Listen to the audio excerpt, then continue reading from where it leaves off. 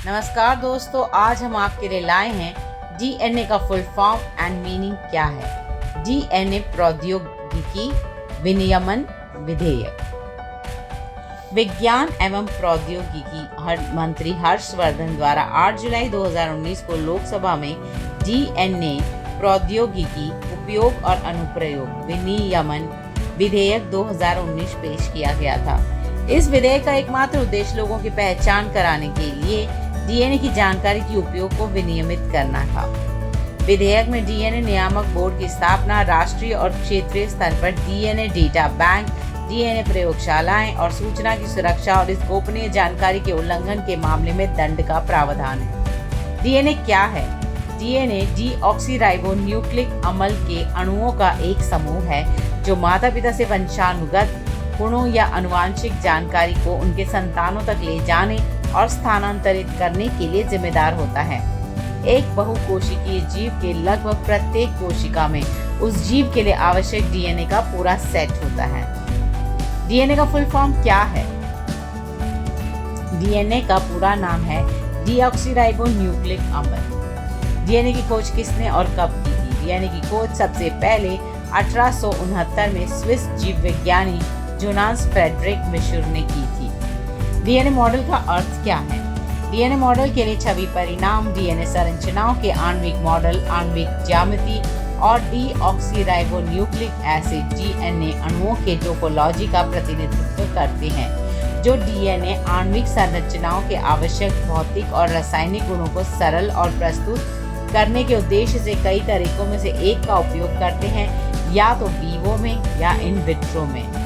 DNA model में क्या होता है? एक डीएनए अणु 2 जुड़े तारों से बना होता है जो एक हेलिक्स जैसी आकृति में मुड़ी हुई सीढ़ी जैसा दिखने के लिए एक दूसरे के चारों ओर घूमते हैं। प्रत्येक स्ट्रैंड में वैकल्पिक चीनी डीऑक्सीराइबोज और फॉस्फेट समूह से बनी एक रीढ़ की हड्डी होती है।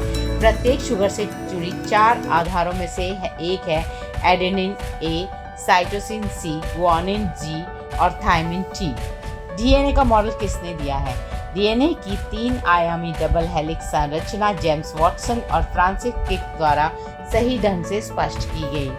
डीएनए के प्रमुख कार्य क्या हैं? डीएनए के 3 अलग अलग मुख्य कार्य हैं: आनुवांशिकी, प्रतिरक्षा विज्ञानी और संरचनात्मक, जो व्यापक रूप से भिन्न है और विभिन्न रूप से शुगर, फॉस्फेट, रीढ़ और आधारों पर निर्भर है।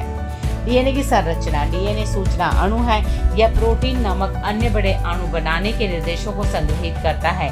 ये निर्देश आपकी प्रत्येक कोशिका के अंदर संग्रहित होते हैं, जो क्रोमोसोम नामक 46 लंबी संरचनाओं में वितरित होते हैं। ये गुणसूत्र डीएनए के हजारों छोटे खंडों से बने होते हैं, जिन्हें जीन कहा जाता है।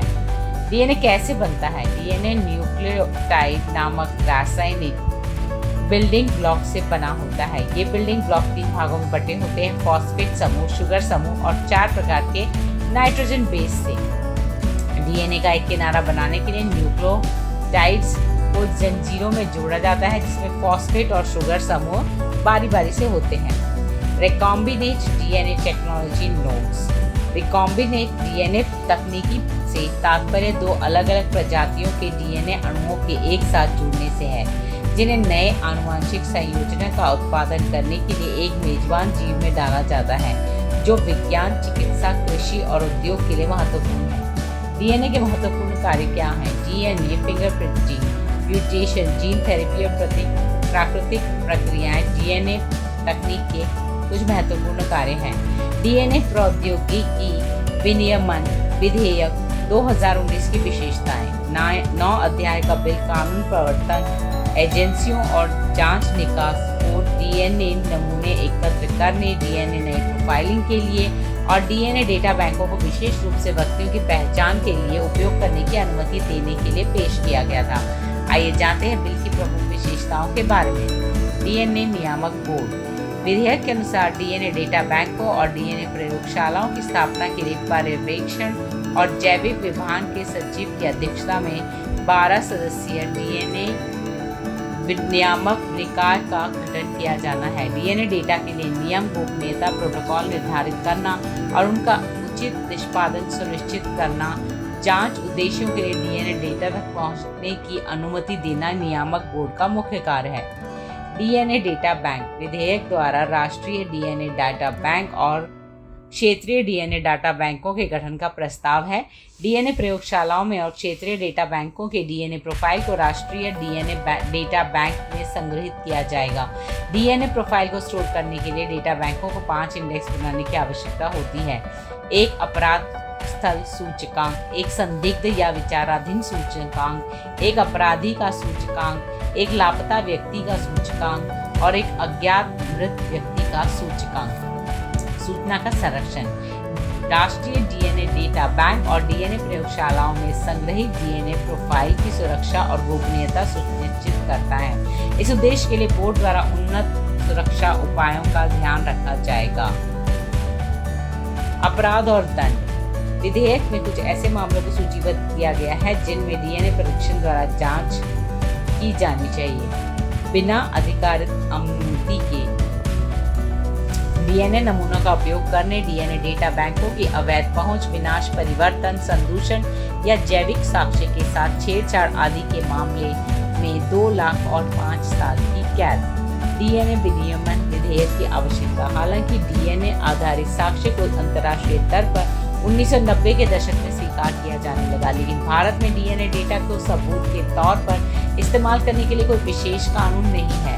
भारतीय साक्ष्य अधिनियम 1872 और दंड प्रक्रिया संहिता 1973 में भी ऐसे प्रावधानों का अभाव है। 2019 का बिल पीड़ितों, अपराधियों, संदिग्धों और विचाराधीन कैदियों, लापता आदि सहित कुछ प्रकार के व्यक्तियों की पहचान स्थापित करने के उद्देश्यों को पूरा करने के लिए डीएनए प्रौद्योगिकी के उपयोग और अनुप्रयोग के नियमों को प्रदान करने का इरादा रखता है। न्यायिक क्षेत्र में डीएनए तकनीक मलिमट समिति की रिपोर्ट 2003 ने सुझाव दिया है कि साक्ष्य के पैमाने को संबोधित करते हुए फॉरेंसिक शास्त्र को भी महत्व दिया जाना चाहिए। साथ ही उड़ीसा उच्च न्यायालय के थोरुगनी उर्फ के दमयंती 2004 ने माना है कि डीएनए साक्ष्य अब अपराधियों की पहचान के लिए एक प्रमुख फॉरेंसिक तकनीक है। जब अपराध के स्थल पर जैविक ऊतक छोड़े जाते हैं, इस तरह की तकनीक न केवल दोष स्थिति में काम करती है बल्कि दोष मुक्त होने में भी मदद करती है।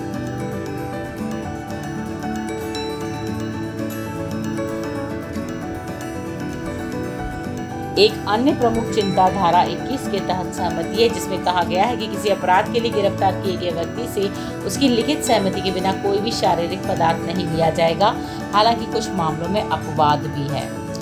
साथ ही चूंकि कार्य की प्रकृति तकनीकी है, बिल ने ऐसे व्यक्तियों के प्रशिक्षण भाग की उपेक्षा की है जो ऐसे डीएनए डेटा बैंकों का संचालन करेंगे।